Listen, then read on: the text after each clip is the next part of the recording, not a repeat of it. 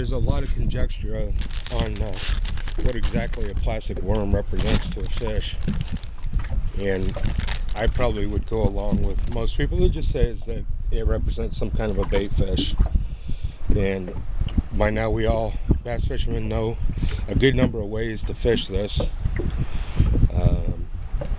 from the old Texas rig where you have the weight forward and the hook buried in the worm, etc., etc. I'm not going to go into all that, but for those that don't know or don't use the wacky rig, I'm going to show you a variation here today. This is just a 5-inch Z-nail type bait. This is a Dominator series out of Netcrafters in Ohio. To wacky rig, you use a circle type hook, octopus hook, and you basically hook the bait through the center, and as that drops, it often gets hit.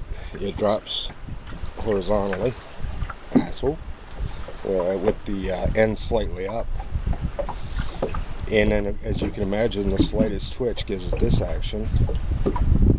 The only thing about these, there's very few of these baits that drop at a rate fast enough for me.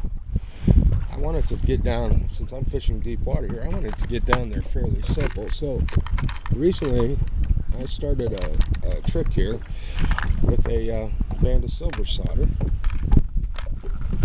and a pair of cutters here.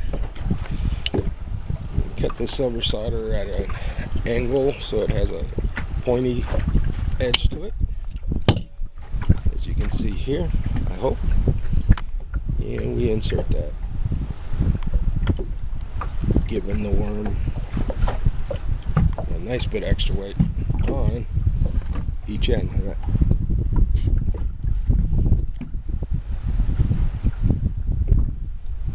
Yep, that's it. Now, for you guys that use wacky rigs that haven't thought of this before, I know you're shaking your head saying, why didn't I think of that?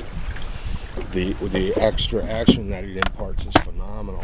The casting distance is better, and the drop rate has to be 4 times what it was before. So you're, let's say Yamamoto, which is probably one of the best known of these wacky rig worms. I think his is the Cinco.